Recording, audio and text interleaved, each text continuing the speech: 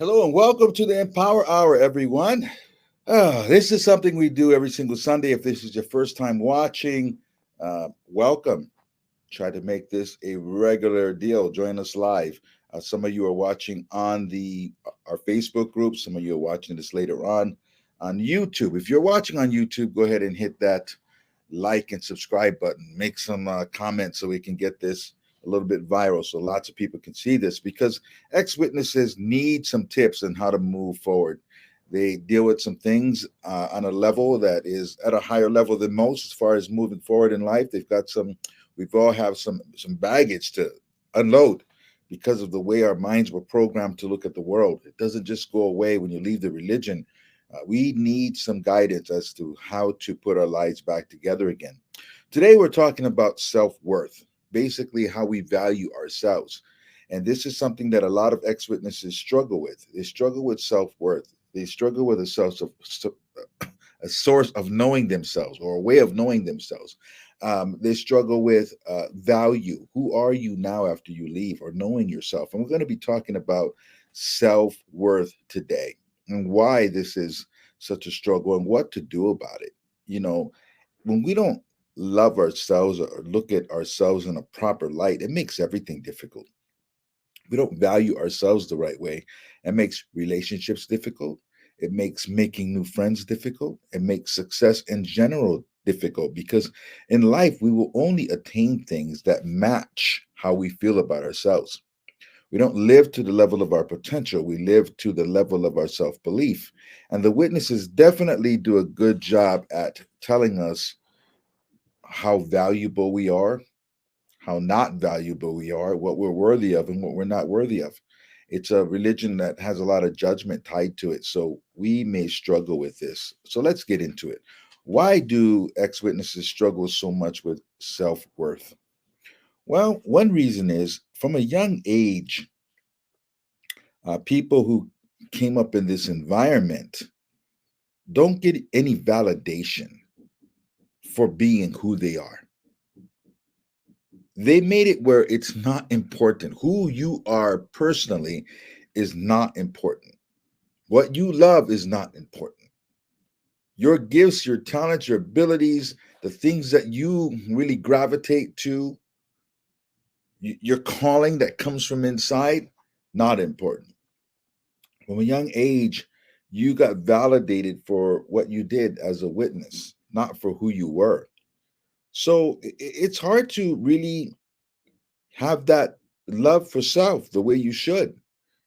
In school, you were always the oddball. You were the one that had to sit in the corner while everybody ate cupcakes, for someone's birthday.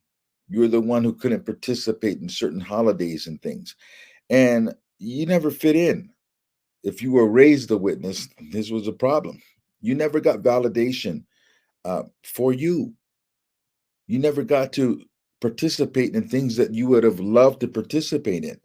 And your whole identity was wrapped in being a Jehovah Witness. So when you even spoke about yourself or tried to explain who you were, well, I'm one of Jehovah's Witnesses.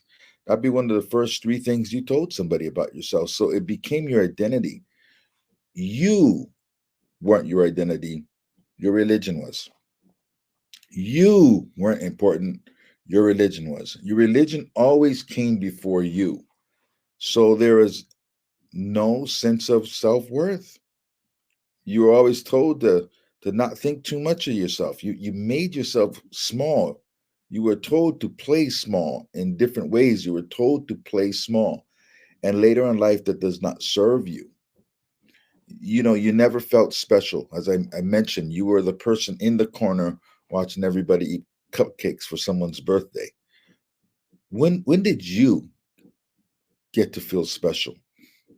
When was it your turn?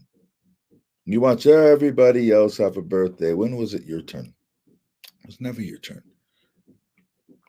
For a lot of you, the first time you were celebrated at all might have been at your graduation. You waited 18 years to be celebrated.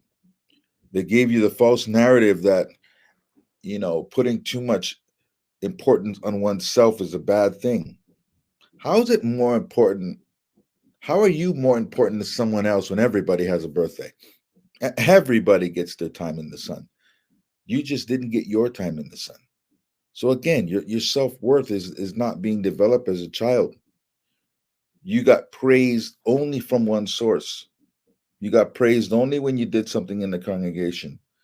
Most of you never got a chance to really thrive at what you loved. Some of your boys wanted to be in sports. Some of you girls too wanted to be in sports. You knew that you naturally thrived in that environment. There was maybe a sport that you loved, you couldn't play. Maybe some of you girls wanted to be on the dance squad or gymnastics or be a cheerleader. Things like that that really help develop your self confidence. When you're doing something you love, what happens is when you love something, you put time into it, right? So if you're a young woman and you wanted to be on a dance squad, right? It's not just when you're at practice that you're practicing at home. I mean, you get a little bit obsessed with it, right? So you get really good at it. If you have a natural talent for something, a natural affinity for something, and you put time into it, you're gonna get really good about it. And kids need that. Kids need that cheering. Kids need to feel special about the things that they love. And you never got a chance to do that. For the most part, most witnesses never were made to feel special for any kind of accomplishment.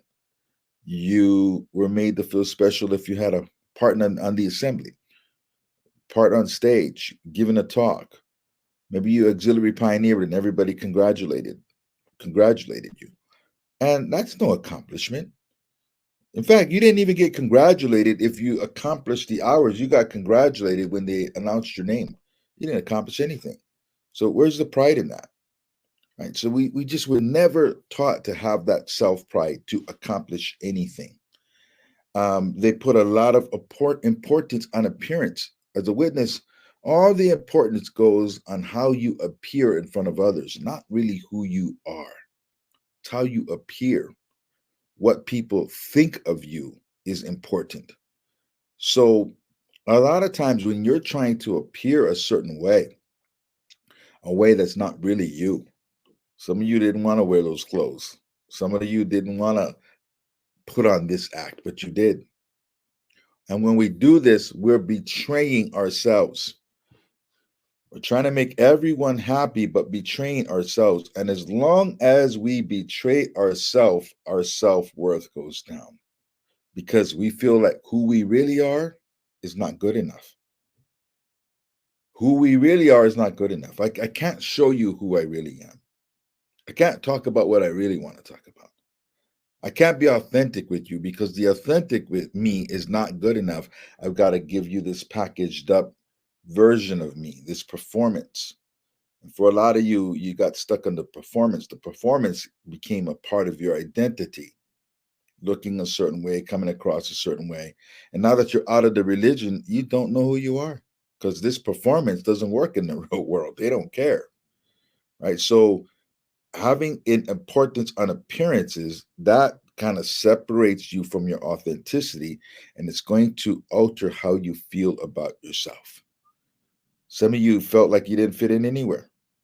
You couldn't fit in with the worldly people and you didn't really fit in with the witnesses. You gave them an appearance. And again, that self betrayal does not serve you. A lot of us carried inner guilt.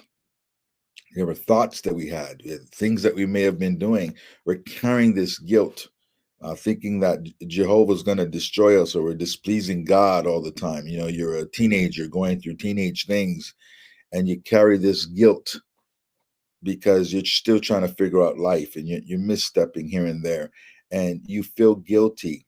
And that guilt, again, it messes with your sense of self and your self worth, carrying inner guilt. A lot of you may have carried guilt about things that you wanted some help with. You needed some guidance. You needed some mentoring as a young man or woman. You never got that mentoring, but you sure enough don't want to talk about it because you're going to get in trouble, right? So, you carry that inner guilt, that judgment, because we were in an environment of judgment, watching people's names get announced from stage. Sometimes it was your name, public shaming. Some of you had public shaming, and the shaming of that lasts you for a lifetime. It was traumatic having them shame you in front of 100 people. And now they shake their head and just look at you like you're less than For a lot of you, that was traumatic, sitting in front of three men judging you, judging things that everybody goes through. That's just part of the human experience. And your self worth never recovered. For some of you, your self worth never recovered. Some of you got this fellowship that came back in 2 or 3 times. And everybody looking at you like you're dirty, like something's wrong with you, like you're lesser than. That traumatic experience follows some of you to this day. Some of you have left the religion a while ago, but you still see yourself through the eyes of a Jehovah's Witness. If you're doing this, try to stop that. Don't look at yourself through their eyes. You will always feel less than. If you look at yourself through even your parents' eyes or siblings, or you see witnesses as you go about your day and you feel less than because you were raised in that environment, you understand how you looked at people who were in the position that you're in right now, and you had judgment at some point. So you instantly judge yourself. You got to stop looking yourself through their eyes. They live in this small, little, tiny world. They only see things in this tiny, tiny lens that they look through. When the world is like this, don't see yourself in their little world. Start to invalidate that. See a wider view of the world, and then start to see your place in it. We're going to discuss that in a little bit. Some people feel like nobody in the real world, right? Because everything was based on the world of the witnesses. We're going to talk about that. Some of you are struggling because you're missing the structure. You knew how to become somebody as a witness. As a male, becoming a ministerial servant or becoming an elder or having certain privileges in the kingdom hall, that made you feel like somebody. But it was only somebody in this little world. So remember, you don't live in this little world. You live in the big world. So we've got to adopt a different way of thinking so that our self-importance and our self-worth comes from being authentically ourselves, and then sharing that authenticity with the rest of the world. Our obligation in life is to become as much of who we are as we can. Become as much of who you are, not holding that back at all. Your gift to the world is who you are. It's for no one else to tell you who you are, not even your parents. When you step into your authenticity and you hold ground there, you will disappoint people. You'll disappoint everyone who thought they know who you should be. You'll disappoint all of them. You've got to be okay with that. So learn to adopt courage over fear. How do Jehovah's Witnesses control people? They control people through fear of loss. Some of you had a hard time leaving the community, not because of the doctrine, but because of what you were afraid to lose. So they dangle that over your head. So now that you're out, start to adopt courage. When you walk in courage, you will disappoint people. Don't let this old attitude of blame.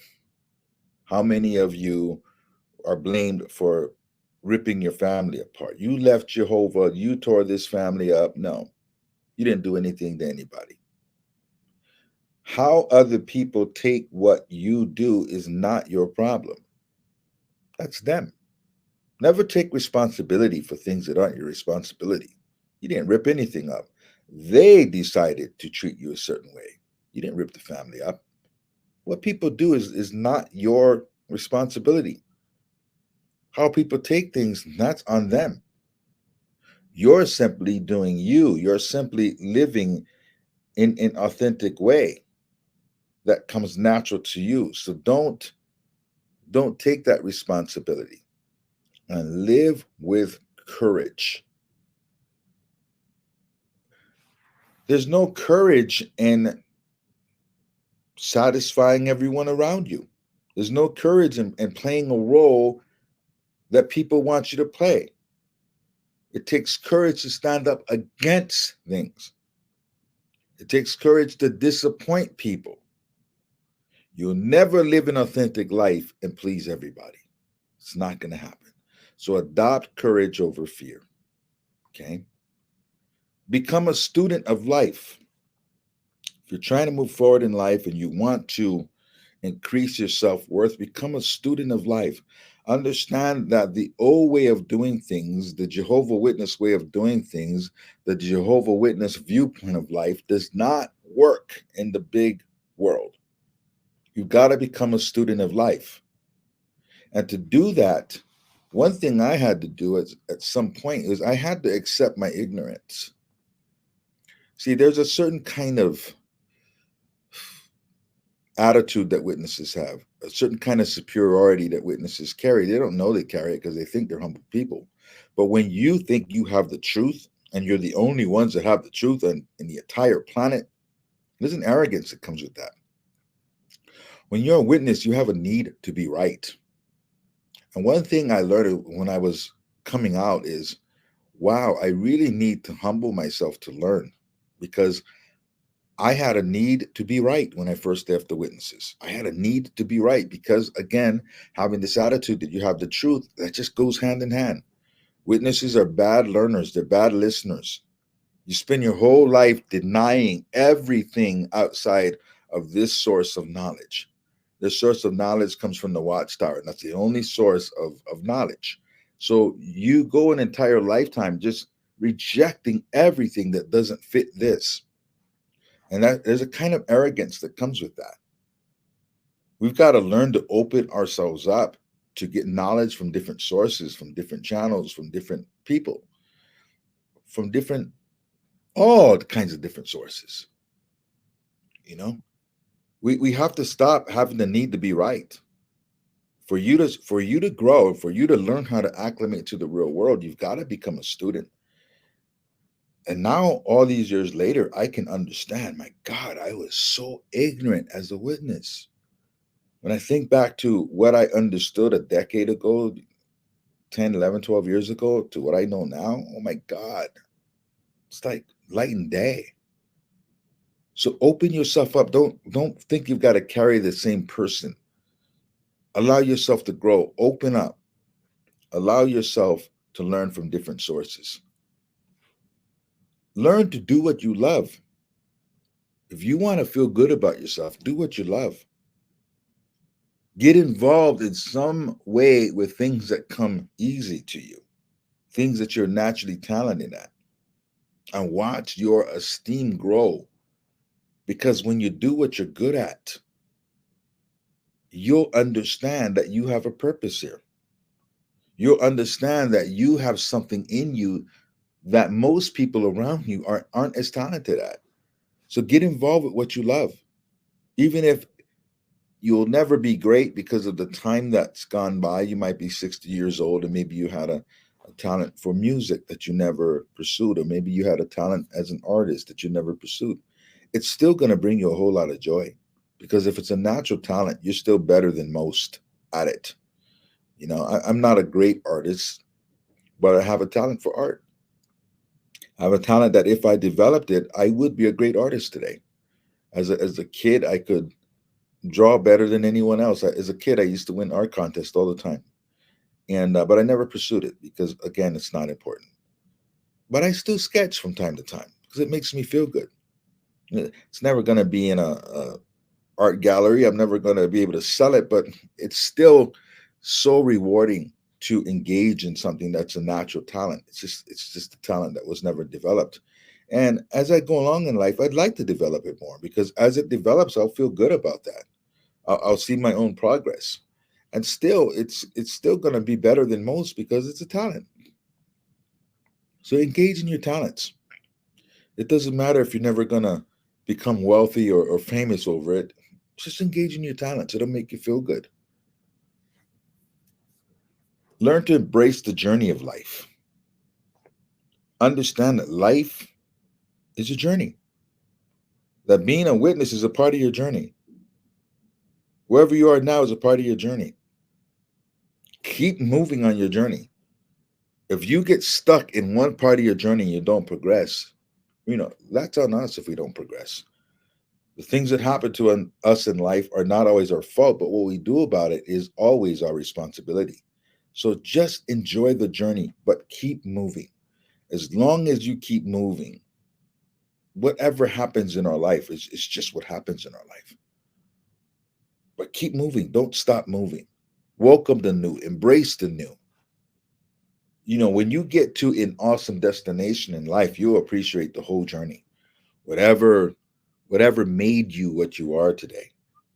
And that time as a witness is part of who I am today. I'm not going to deny it. I'm not going to reject it, but it's not who I am. It's a part of my journey. It's part of what made me who I am, but it's not what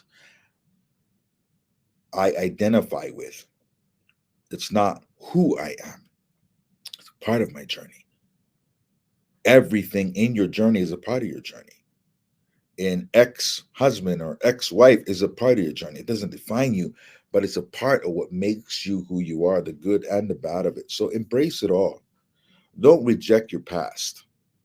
Don't live in the past, but don't reject your past. Don't act like it didn't happen. Don't be ashamed of it. Don't be ashamed of it. It's a part of your journey, and that's what life is. Don't reject it. Don't live in it, but don't reject it. Also, remember to choose who you validate. This is a big one. You can't validate everybody in life. You'll get very confused if you're trying to make everybody happy. You'll get very confused if you take everything that everyone says seriously. Don't validate everyone. You'll be stuck. Some people you outgrow in life.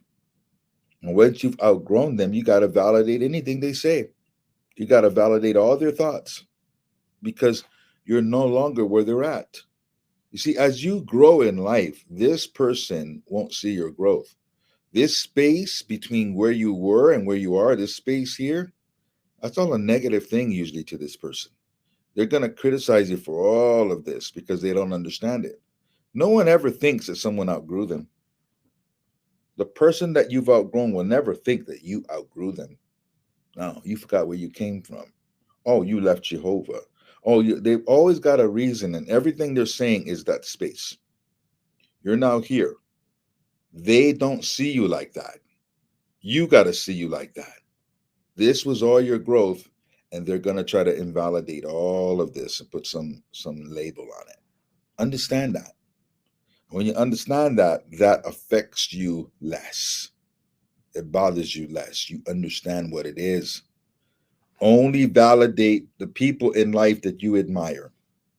Only validate the people in life who have gotten to a place where you want to get. If you don't admire how someone lives their life in a particular area, don't validate them. I only validate people I admire. I only validate people who have accomplished what I wish to accomplish. I don't validate everybody. You can't. You'll get nowhere if you keep doing that. Don't live a life that is based on outside approval.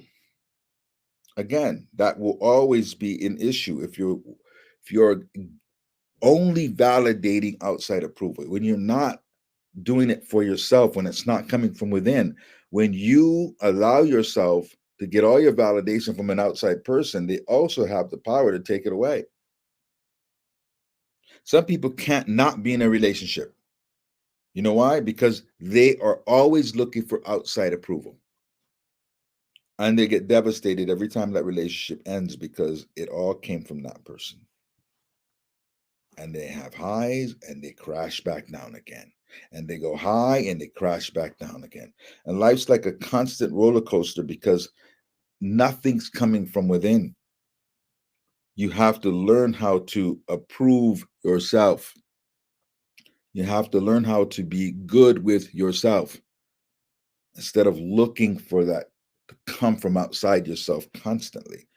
So what we get from the outside, that's just an add-on. You know, when we get some praise and we get some validation, that's extra. That is like the frosting. That is the whipped cream. But the core of it needs to come from you. And enjoy the ride in life. Life is just a journey. It's a roller coaster ride. It's always going to have its ups and downs, but enjoy it.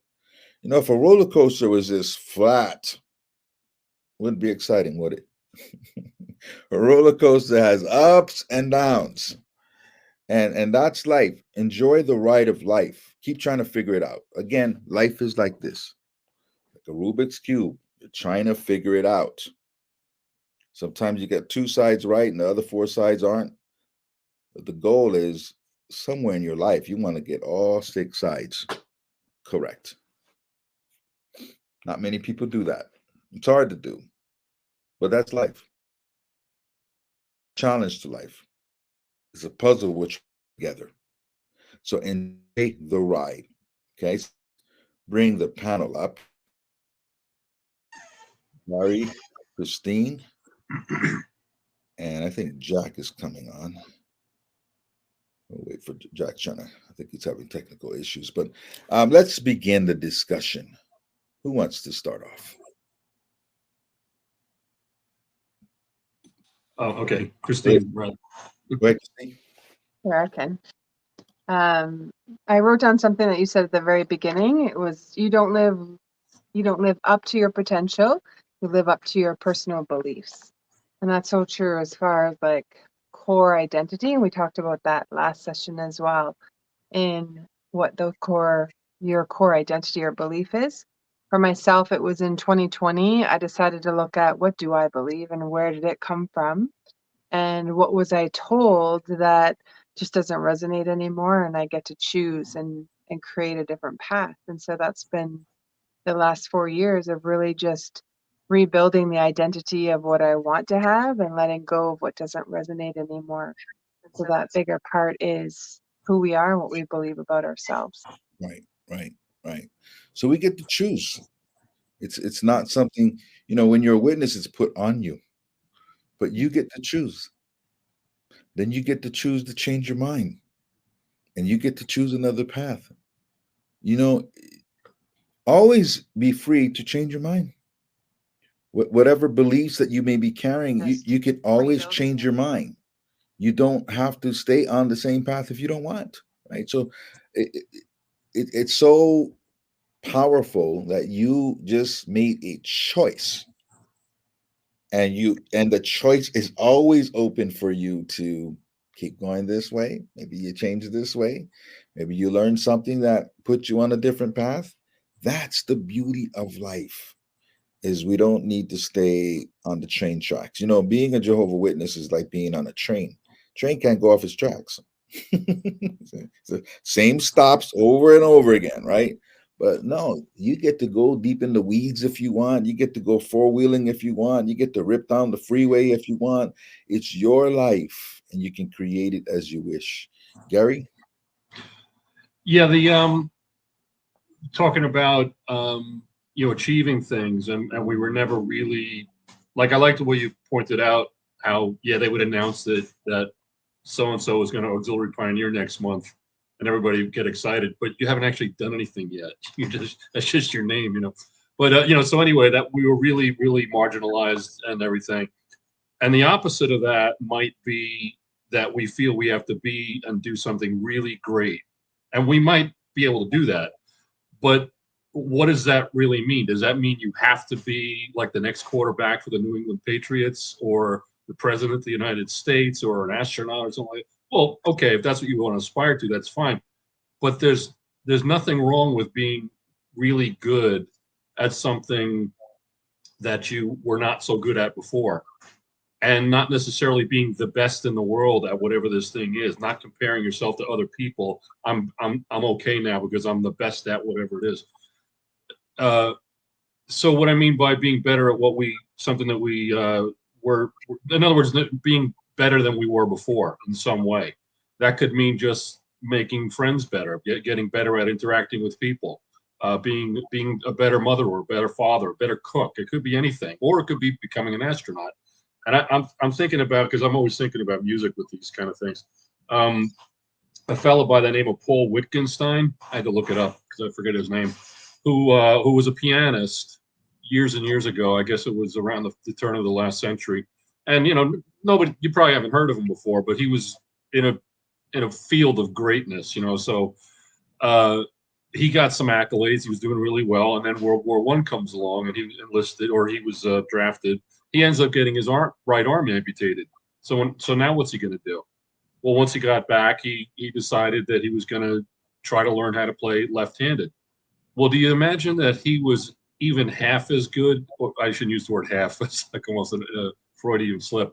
But do we imagine that he's even a fraction as good as he was when he had two hands? Obviously not. It was probably a real struggle. It was probably not the most pleasant thing to listen to. But he improved, and he got to the point where he started to rearrange known pieces for the left hand only, and he's got as good as he was before with one hand, and in fact better, because then he started commissioning people like, I think, Ravel. I mean, like really well-known composers actually wrote pieces for the left hand for him. So he never became a composer himself. He dabbled with that, but obviously he became better than he was before, even after this, what we would call a handicap. So it's the same with us. I mean, we could just decide that, all I ever knew how to do was make friends with the kids sitting next to me at the Kingdom Hall, because we both believed in Jehovah, and we happened to like baseball. But other than that, so that wasn't really making a friend. That was just a friend that was handed to me. And now we want to get back to having friends like we used to have. Well, so be the version of yourself that's better than the old version of yourself, not compared to the guy that lives next door or whatever. Just compared to what we used to be in anything you can imagine, and that's greatness. If you can just be a better version of yourself in some way, that's greatness. Yeah, I like what you said. I like that example because it's a great example of the human spirit. This person had no idea that he'd have to do that one day, right? But he was willing to stretch himself. And this is a good message for everybody watching. Everything you desire that you don't have exists outside of your comfort zone. If it was within your comfort zone, you'd already have it. So growth is in the uncomfortable. And sometimes coming up as a witness or in any organization like that, it's a major comfort zone where it's this ready-made world that you don't have to work real hard for. You don't have to stretch. Literally, you just have to appear a certain way. And it makes us really lazy. And it puts you more and more out of alignment. What I mean by that? How many people pioneered and never made their hours? Plenty. But you got the accolade for being a pioneer, but you have the inner conflict, and your worthiness is always going to be in conflict because you in your heart know you're not accomplishing it. You're a fraud and you know it. They don't know it. You know it. You never make your time, right? The elders might talk to you, you pop it up for a couple of months and you fall back. This is not what you want to do. If you wanted to do it, you'd make your time. You are in it for the wrong reasons. If you loved it, you would make your time. You're not making your time because it's really what you don't want to do. That's why you never make your time. And that affects you in more ways than you could even know, because you're building a life of inauthenticity. And that is going to bleed into other areas of your life. That's just one example. You could be an elder who appears to be, whatever he's projecting, he's doing it well. And people think he's all that. I remember when I was a kid, my mom and dad would fight sometimes, all the way to the Kingdom Hall, into the parking lot. And my dad would go on the stage and open the meeting, and there was Brother Allgood that everybody loved. And I knew that just 10 minutes ago, y'all were yelling and screaming at each other. Okay. Again, as a kid, that's just very messed me up because it seemed like an act. And then you are following that act by appearing to be something you're not. And I say these things, they're not just witness things. This bleeds into other areas of your life. And then you get into the real world and you find the real world's not playing this game at all. And that's why a lot of people don't know how to fit in. They're not playing the game. You better be who you say you are. You better get authentic because no one cares about a game. And this is where a lot of people have a disconnect. So understand that you're going to have to stretch out of this ready-made world that you were living in. You're going to have that dedication of the person Gary just mentioned that said, you know what, I'm going to figure out how to do this, period. If you're struggling trying to fit in with the rest of the world, I'm going to figure out how to do this. I'm not going to settle for feeling like this fish out of water. I'm going to figure out how to do this. That man said, I'm going to figure out how to play with my left hand. And he did.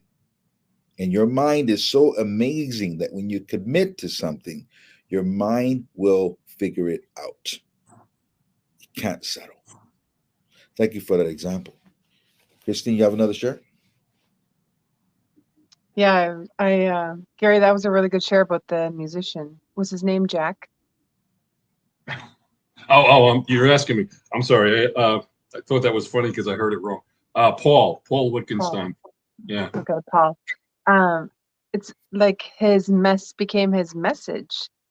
The fact that the accident happened and he had to heal that and learn how to play with his left hand, then that became the allowance for people after him who are left-handed to be able to play in a way that spoke to how their body works.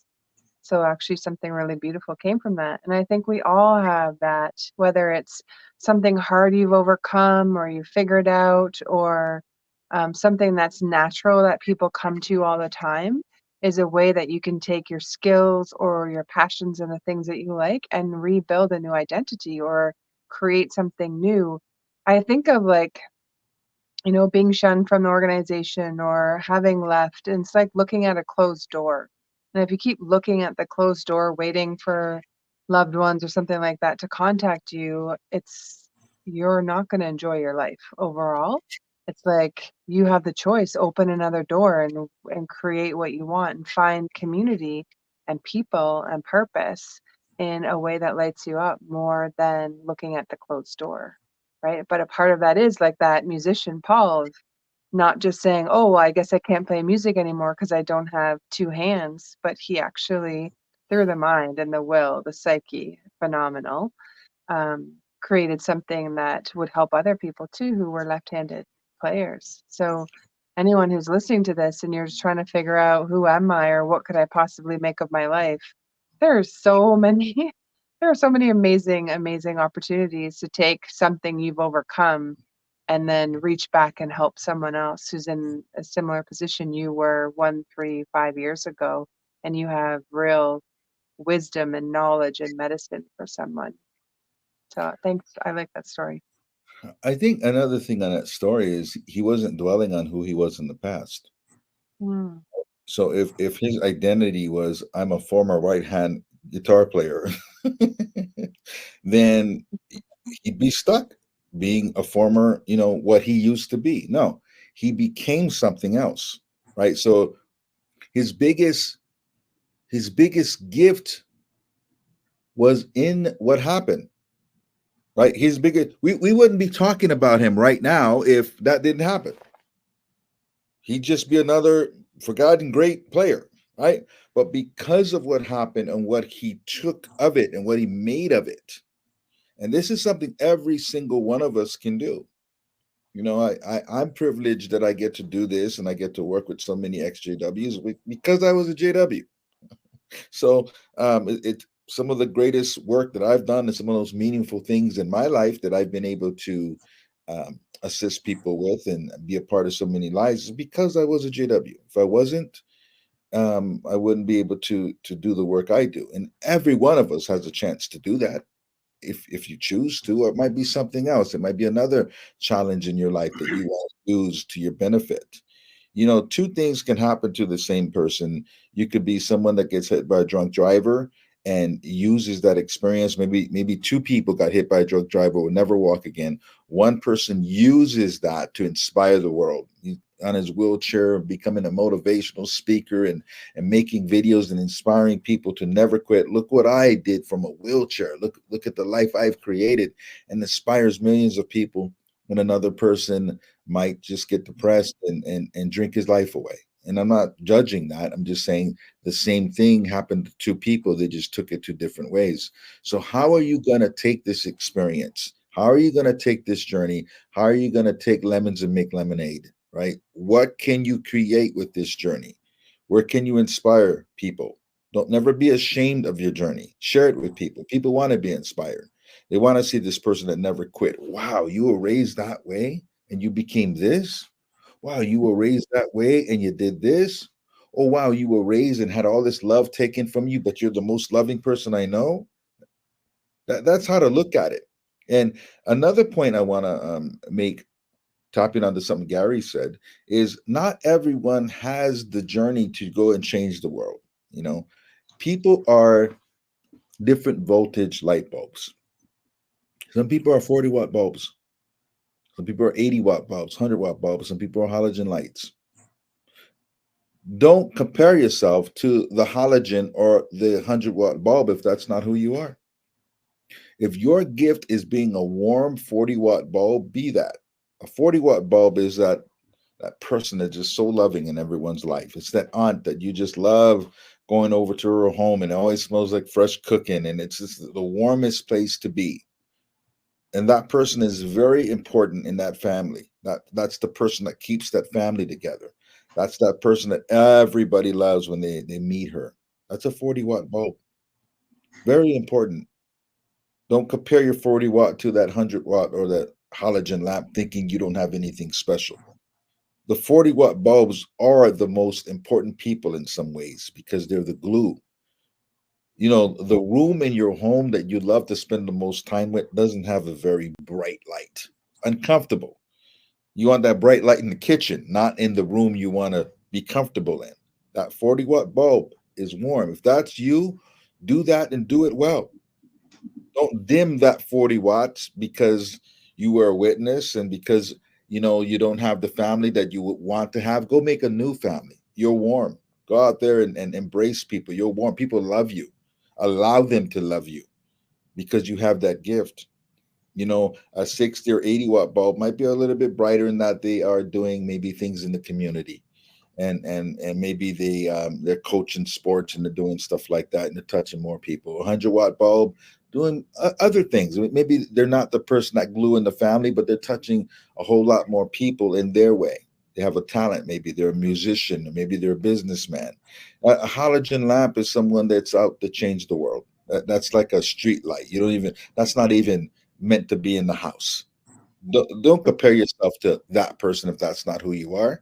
Well, that person might not have all the time for all the family stuff because they're out there touching the world and they've got a big purpose on this planet. And they're doing something that everybody can see. Don't compare yourself. Everybody is who they are. But now you get a chance to figure out what wattage, who you are in this scheme of life, and you get to live that to the fullest. When you were a witness, they made everybody the wattage they wanted you. Something odd. You can't even find it in the store. Right. And they actually, the honest thing about the witnesses, it wasn't even that. This is the truth about the witnesses. The witnesses told you that before you screw your light bulb in, you need this plastic spacer that goes in the socket. And then you try to screw your bulb in and went like one rotation and hit that plastic spacer. And you turn the light on and the room is still dark. And they say, yep, that's the way it's supposed to be. We'll tell you what's in the room and you believe us. That's what being a witness was like. But for all of us, somehow, some way, the light flickered. And every time it flickered, we goes, there's nothing in this room that they said. What did I just see? Every time it flickered, what did I just see? It's so different than what they said. And we took the spacer out And now we screw the light bulb all the way in. Now, the problem with a lot of ex-witnesses is they take the spacer out, but they don't realize that the bulb can be screwed in more. So they still only screw it one rotation, and they're still defined by their old religion. And all they're dealing with is a flickering every now and then. So screw your bulb all the way in, let that electricity come through, and you go on the dimmer and you turn it all the way up so you can shine as the person you're supposed to be in this world. Oh, that just all flooded through. Gary? Yeah, and, you just reminded me a minute ago about another wrinkle in that story about the pianist, is that as he made more and more progress and got more fame, the plaudits came in. People loved his playing. They had nothing but great things to say about it. But eventually, some of the critics found things that they thought were wrong with his performance, and they were cruel.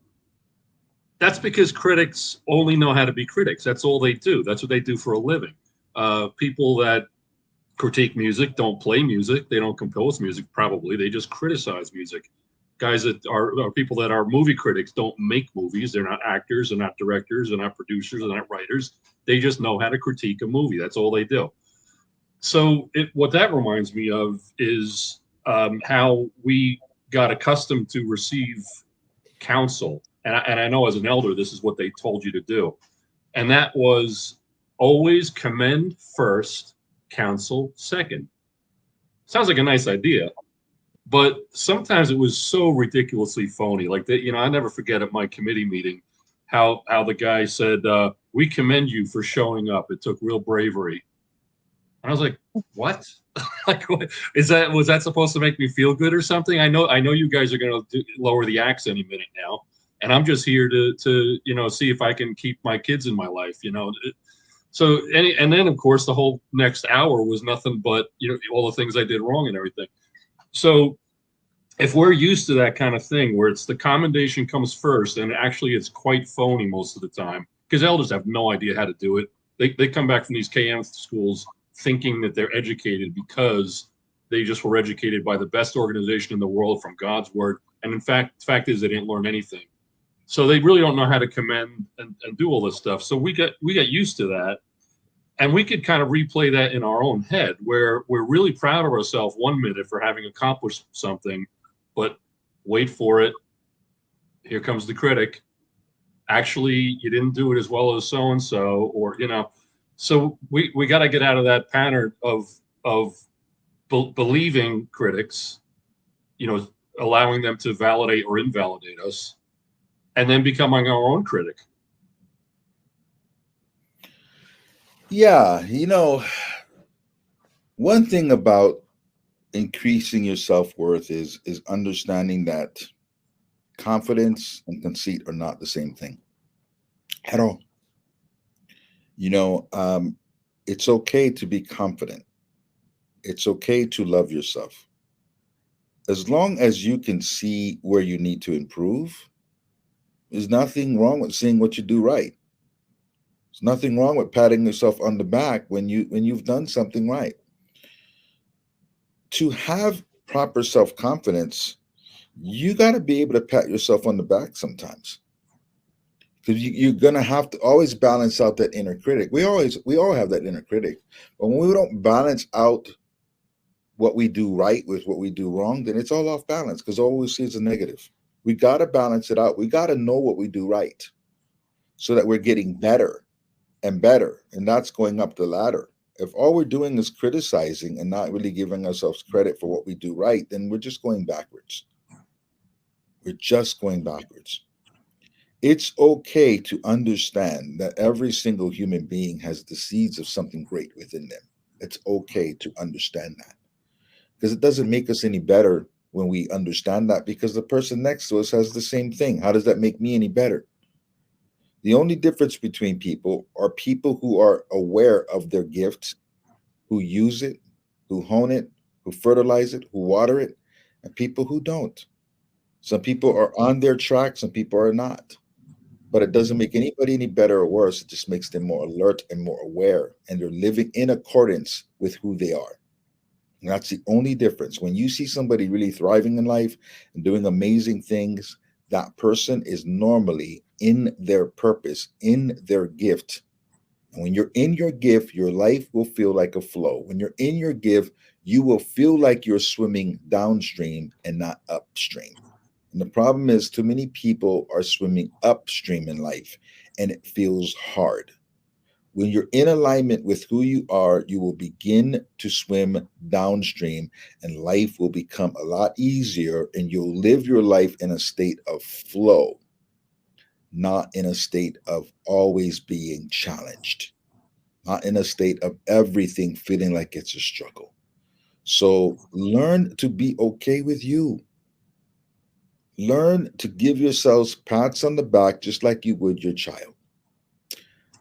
Never put a child, even if it's your own child, never put your child in a higher position than you put yourself. You should be right there with your children.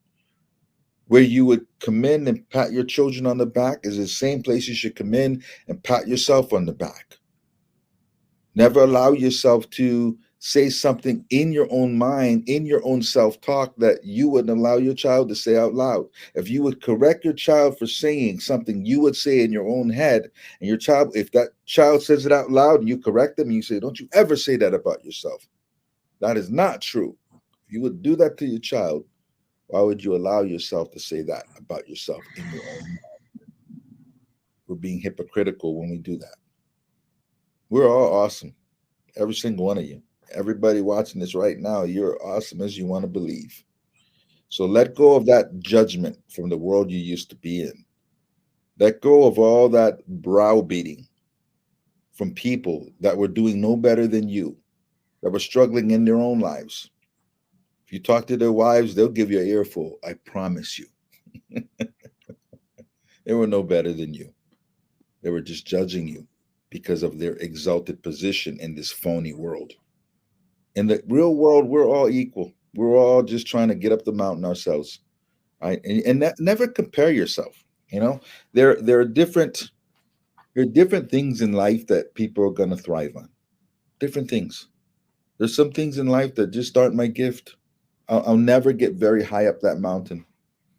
If it has anything to do with mathematics, I'm not getting very high in that mountain. That's not my gift. There's certain things that I just am not going to get very high on that mountain, and there's other mountains that are just a breeze that I can get to the very tippy top of. So be honest with yourself. Be honest with where your gifts and talents lie. And again, it doesn't have to be something that gets validated by everybody else. You might grow a garden, and that garden is just amazing, and all the fruits are just big and bright. And you finally got it down. You know how to do the take care of the pest, and you got the fertilizing right, you got the soil right, and it's just your garden. Nobody sees it but you. But when you get done, taking care of your garden, you sit back and wow, you're proud of yourself. I remember years ago I had this nice piece of property, and on a Saturday I would mow my grass, and I would take care of the weeding, and at the end of the day, be like 3:30, 4 o'clock, I'd sit with a beer and look at all those lines from the grass I cut, right? Just and only I saw it, and I would look back with my beer and just look at my work, and I'd feel so good about myself. Look at this world I created. This is so awesome. No one saw it but me. But I loved it. And I look forward, as I'm cutting the grass, I'm looking forward to having that beer because I'm going to sit in that chair right there and look at all my handiwork and feel so proud of myself because I created this world and I took care of it. And look at those lines just cut just perfectly. Grass looking like a golf course. Love it. I didn't need anybody else's validation, just mine. And if my ex-wife came out and said something nice, that was just whipped cream on this, dessert I created. Any other shares before we go? Yeah, I think back to being mindful of where judgment is, where we have that. We definitely learned how to judge others. If they weren't wanting what we had, then they were cast away, right? We would judge them for that. And so when we move away from the judgers or those who might control us, we will control ourselves. So I think just a lot of compassionate self-responsibility and just taking a look at where can you get better, where have you hurt others or are hurting them that you can make amends and to move along that, so that you can put your head on the pillow every day and feel good about what you're doing, not holding unconscious shame, because that will just perpetuate itself into more self-judgment, feeling like crap. There's a really funny meme I like. It's one person who's depressed on the bottom, and then on the top, and then on the bottom someone who's excited, and they both say the phrase "no one gives a shit." And the person who's depressed is like, "Oh, no one cares about me." And the other person's like, "No one gives a shit. Like, I can do whatever I want." And is very excited about it. And so it's just really your perspective and looking at it from an honest place, and then doing the best you can. It's just perspective, right? It's just perspective. And we think people care way more than they do. So I like that share of yours. Go ahead, Gary. Yeah, that reminds me of all sports. There's really two that I love to play. One is baseball, and I never do because you need a whole team. The other is golf, and I'm an awful golfer. I haven't done it in a couple of years, but I'm just terrible. I mean, I'm not exaggerating. Some days are better than others, but when you really come down to it, I only remember one time when it was so frustrating that I just wished I wasn't even there. It was just so bad that I was like, what am I even doing this for? Every other time I just thought, well, you know what? It's still beautiful out here. I mean, all these beautiful mowed grasses and mowed grass and the birds and squirrels and chipmunks and all that kind of stuff. And I'm out here just hitting the ball around.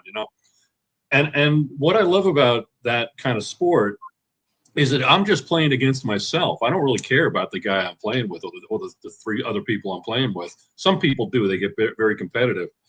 But it's really easy to just say, I just want to be a little better than I was the last time. So instead of shooting like 100, which is where that would be a good game for me. So I'm not kidding when I say I'm a terrible golfer. If I could get it down to 99, I'm happy. So it's the journey is what I'm trying to say. It's enjoying the fact that this is really just fun anyway. It doesn't really matter at the end of the day what my score was, because first of all, I'm playing on different courses. So yesterday I got 102, today I got 105. What's the difference, But it's just, I love it, and I like hanging around with the people that are playing with me. And if I do better today, that's great. If not, okay, I was still having fun. That's golf. I remember getting the biggest trophy. I was at a tournament and I suck. And I won the biggest trophy because I did the best against my own handicap. So I sucked less against myself, right? I mean, I had the worst score of everyone there, but it was better than my awful handicap that I had at the time. So I was the winner because I did the best against myself. Yeah. Right. If it was against everybody else, oh yeah, I was definitely the loser. But I got an award like that I had most improved score than the back nine over the front nine. Yeah. It was still horrible. It was an embarrassment. Yeah, And I won a hat. I won a golf hat, just so because I was better than myself. You can suck and win at the same time, but that's life, right? You're playing against yesterday. The only in life, remember, if you're making progress and the person in the mirror is this much further than where they were yesterday, okay, do that over years and see where you end up. Okay, you are only trying to be a better version of yourself. Don't get stuck in yesterday. Be just a little bit better than you were yesterday, and your life will be amazing if you do that over and over and over again. Remember, life is always going to reflect your habits, rituals, and routines. Be clear of what you want, be focused on what you want, and be consistent of where you're trying to go. My friends, wonderful, wonderful hour. As always, thank you too for being on and always being consistent, helping us every single week. Love the two of you. Thank all of you for watching live, whether it's on Facebook or later on YouTube. We will see you next week.